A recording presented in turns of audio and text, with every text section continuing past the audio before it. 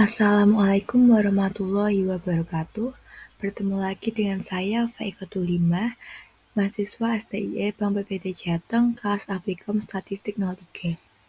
Guna memenuhi mata kuliah Aptikum Statistik, kali ini saya akan berbagi mengenai cara pengolahan data dan menyajikan data dengan SPSS. Pada tugas kali ini diminta untuk menjawab beberapa soal dan mengerjakan latihan menggunakan SPSS.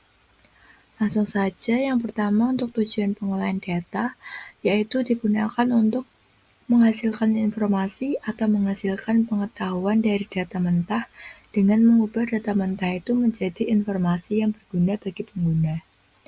Data mentah yang telah dikumpulkan tidak akan berguna jika tidak diolah terlebih dahulu, karena data-data tersebut hanya akan menjadi angka-angka atau catatan yang tidak memiliki arti jika tidak diolah. Selanjutnya, perlunya penyajian data. Menurut saya, penyajian data sangat diperlukan untuk memberikan gambaran atau deskripsi yang mudah dipahami oleh pengguna, karena data itu merupakan informasi penting dalam pengambilan keputusan. Nah, yang terakhir untuk tabelnya, kita disuruh untuk mencari contoh-contoh dari beberapa jenis tabel dan grafik nih. Untuk tabel yang pertama ada tabel frekuensi, lalu ada tabel klasifikasi, tabel kontingensi, tabel korelasi, dan untuk grafiknya ada grafik histogram, grafik pie, dan grafik polygon. Selanjutnya kita mengerjakan latihan soal pengolahan dan penyajian data dengan SPSS ya. Di sini terdapat 20 data, di mana terdapat NIM, nama, alamat, tempat lahir, tanggal lahir, dan agama. Di mana di sini keterangan dari agama untuk angka 1 Islam, angka 2 Kristen, angka 3 Katolik. Dan di sini ditentukan yang pertama min, median, modus, dan lain-lain untuk variabel usia mahasiswa di kampus. Lalu yang B, buat grafik batang untuk persentase mahasiswa berdasarkan umur. Yang C, buat grafik batang untuk persentase mahasiswa berdasarkan agamanya. Dan D, buat grafik lingkaran yang menggambarkan rata-rata usia mahasiswa berdasarkan tempat lahir. Dan yang terakhir, buat grafik garis yang menggambarkan rata-rata usia mahasiswa berdasarkan agamanya. Oke, langsung saja ke pengerjaan latihannya. Pertama masuk ke aplikasi SPSS-nya, dan di sini pada variable view sudah saya input datanya ya teman-teman. View juga sudah saya input. Untuk mengetahui cara input data, teman-teman bisa lihat video saya sebelumnya.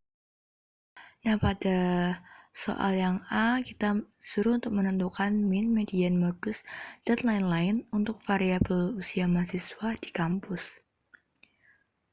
Caranya kita pilih menu analyze, kemudian pilih descriptive statistik, lalu frequency. Nah, kemudian kita masukkan usia ke variabel, lalu klik statistik, lalu centang pada bagian min, median, mode, standar deviasi, range, minimum, maksimum, skewness, dan kurtosis. Selanjutnya kita klik continue dan OK. Nah, maka akan muncul output seperti ini. Ada tabel statistik dan tabel usia mahasiswa. Selanjutnya, pada soal B, kita diminta untuk membuat grafik batang untuk persentase mahasiswa berdasarkan umur. Caranya, pada menu data view, kita klik menu graph, dan kita pilih bar, lalu pilih simple dan summary for group of cases pada data in chart R, lalu klik define.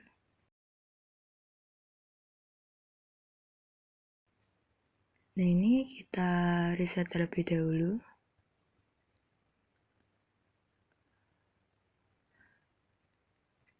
Pada kategori axis kita masukkan usia. Kemudian kita pilih percent of cases pada bar represent.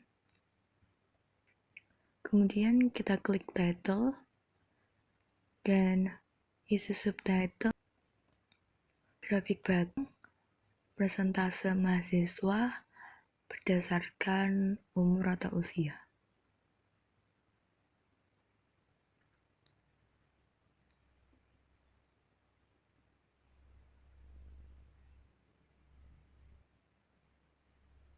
Nah, kemudian kita klik continue, lalu OK.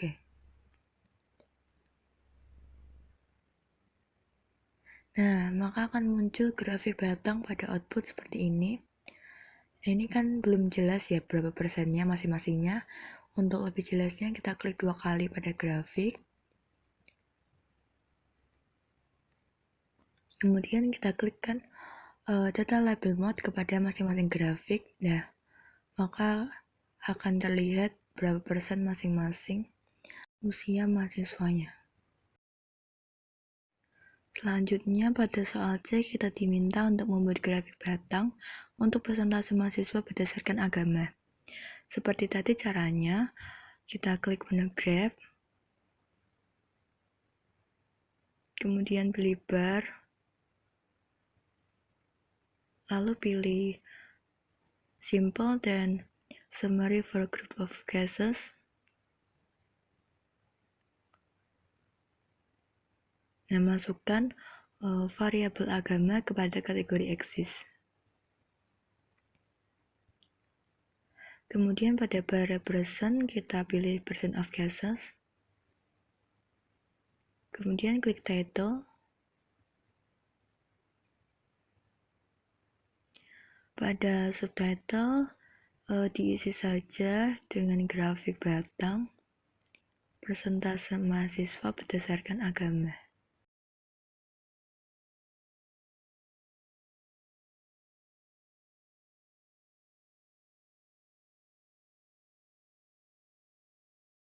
Lalu klik continue dan OK.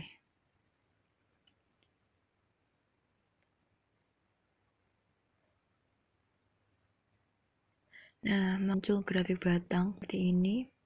Nah, seperti jelas kita klik 2 kali. Lalu kita klik data label mode. Nah, kemudian kita klikkan pada masing-masing grafik. Nah, maka akan terlihat persentase masing-masing pada agama. Nah, jadi seperti ini hasilnya. Lalu kita close. Kemudian pada soal D, kita diminta untuk membuat grafik lingkaran menggambarkan rata-rata usia mahasiswa berdasarkan tempat lahir. Caranya pada menu Data View, kita klik menu Graph, kemudian pilih Pie, lalu pilih Value of Individual Cases, lalu klik Define. Lalu pada kotak /represent, kita masukkan variabel usia.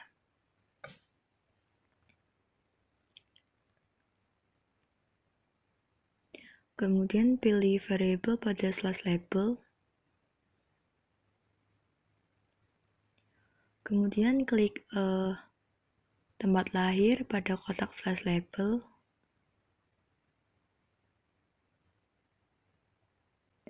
Nah, kemudian kita klik title dan isi subtitle dengan diagram rata-rata usia mahasiswa berdasarkan tempat lahirnya.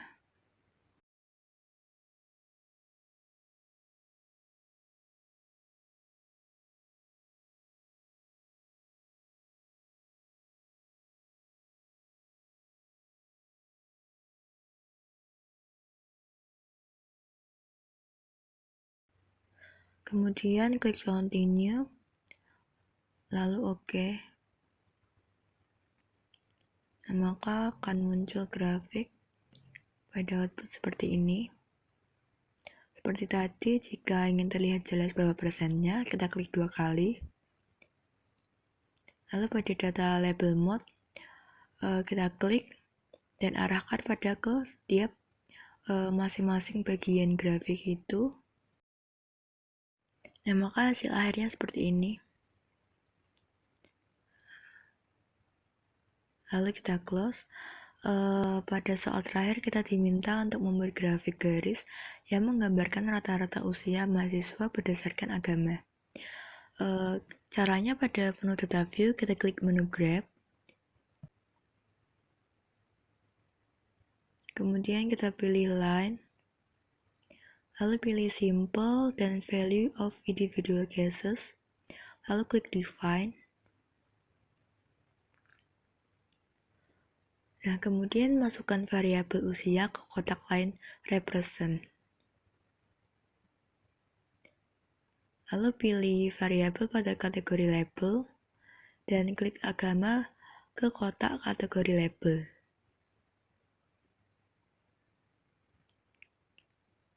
Kemudian klik title, lalu isi subtitle dengan grafik garis rata-rata usia mahasiswa berdasarkan agamanya.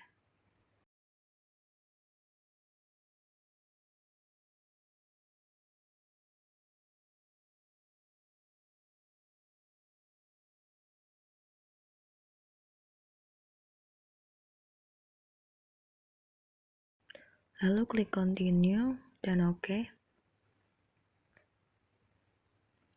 Nah, maka akan muncul grafik pada output seperti ini. Nah, seperti sebelumnya, untuk memperjelas berapa usia masing-masingnya, kita klik 2 kali lalu pada data label mode arahkan ke grafiknya. Nah, maka akan muncul seperti ini.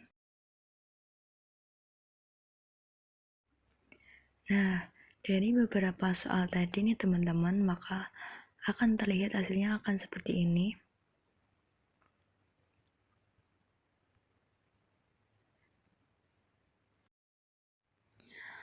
Seperti itu ya teman-teman. Cukup sekian video penjelasan dari saya. Saya ucapkan terima kasih atas perhatiannya dan semoga bermanfaat. Wassalamualaikum warahmatullahi wabarakatuh.